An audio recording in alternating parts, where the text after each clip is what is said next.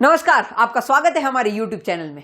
और आज की इस वीडियो में हम बात करने वाले हैं कि क्या कोरोना वायरस एक बायोलॉजिकल वेपन है।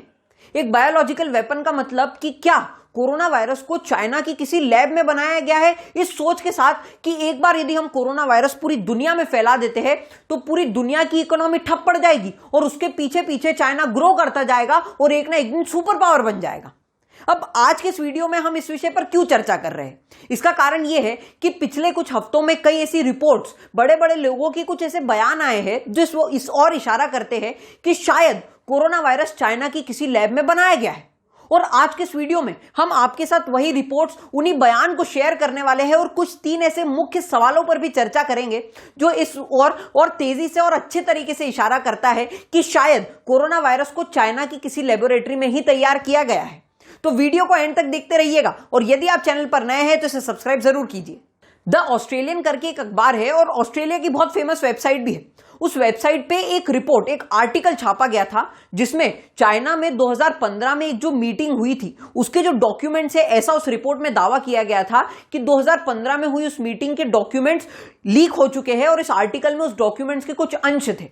अब वो डॉक्यूमेंट क्या था और वो मीटिंग क्या हुई थी, तो 2015 में उस डॉक्यूमेंट के आधार पर चाइना में मिलिट्री के बहुत बड़े बड़े अधिकारी मिले थे और उन अधिकारियों ने बायोलॉजिकल वेपन पे चर्चा की थी।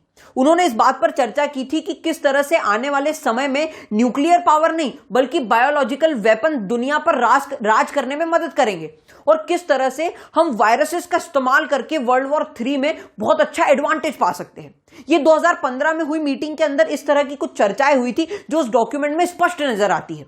उन्होंने, और इसमें भी उन्होंने सार्स कोविड-19 के बारे में विस्तृत चर्चा की थी और उन्होंने बोला था कि हमें इस बात पर जोर देना चाहिए, इस बारे में सोचना चाहिए कि किस तरह से हम लैब में एक वायरस को इस तरह से मॉडिफाई करें, इस तरह से डिकोड करें ताकि वो एक ह्यूमन डिजीज में बदल जाए और एक ऐसी डिजीज जो धीरे धीरे करके फैलने लग जाएगी। तो इस वजह से कहा जा सकता है कि चाइना में जो 2015 में वो मीटिंग हुई थी और जो उस मीटिंग के डॉक्यूमेंट्स लीक हुए वो इस तरफ इशारा कर रहे थे कि चाइना 2015 से ही कोई बायोलॉजिकल वेपन बनाने की तैयारी कर रहा है। क्योंकि चाइना की यदि आप स्ट्रेटेजी भी देखेंगे और उसका रुख भी देखेंगे दुनिया की तरफ तो वो हमेशा एग्रेसिव रहता है, वो लड़ाई की तरफ ज्यादा इंक्लाइंड रहता है चाइना हमेशा। आप साउथ चाइना सी में देख लीजिए, आप इंडियन ओशन में देख लीजिए किस तरह से चाइना धीरे धीरे इंडिया में पेनिट्रेट कर रहा है और उसके बाद जिस हिसाब से चाइना यूएसए को कंपटीशन दे रहा है और धीरे धीरे करके अपनी इकोनॉमी को बहुत ज्यादा बूस्ट करता जा रहा है, वो इस और इशारा करती है कि एक ना एक टाइम ऐसा आएगा जब चाइना सुपर पावर बनने के लिए, वर्ल्ड फर्स्ट कंट्री बनने के लिए कंपीट करेगा और बहुत अच्छे तरीके से कंपीट करेगा। तो इसलिए हो सकता है 2015 से ही चाइना कोई बायोलॉजिकल वेपन बनाने की तैयारी कर रहा हो। तो चलिए अब हम अपनी दूसरी बात पर आ जाते हैं। तो जो ब्राजील के प्रेसिडेंट है जायर बोल्सोनारो, उन्होंने चाइना पर बहुत गंभीर आरोप लगाए हैं। आप जानते होंगे कि अभी दुनिया में 2 ही ऐसी कंट्रीज है जो कोरोना वायरस से सबसे ज्यादा जूझ रही है। पहली तो इंडिया, जहां पर हर रोज लगभग 3000 से 4000 के बीच में मौतें हो रही है, और दूसरी कंट्री है ब्राजील, जहां पर 1500 से 2000 जाने रोज कोरोना वायरस की वजह से जा रही है। तो ब्राजील के प्रेसिडेंट ने बुलंद आवाज में ये चीज कही है कि ये जो वायरस है, कोरोना वायरस, वो कहां से आया है अभी तक ये स्पष्ट ही नहीं हो पा रहा है। हो सकता है इस वायरस को लैब में तैयार किया गया हो सकता है इस वायरस को मिलिट्री ने एज अ वेपन इस्तेमाल करने की कोशिश की गई है। और उन्होंने अपने बयान में एक और चीज बोली है कि इस वायरस के आने के बाद कौन सी ऐसी कंट्री है जिसकी जीडीपी सबसे ज्यादा तेजी से ग्रो कर रही है।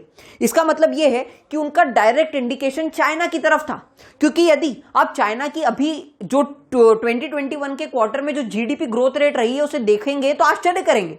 चाइना का ग्रोथ रेट 18.6 या 7% के आसपास रहा है 2021 के फर्स्ट क्वार्टर में, यानी कि इतना ज्यादा ग्रोथ। और ये ग्रोथ चाइना ने 1991 या 92 के बाद पहली बार देखा है 2021 में।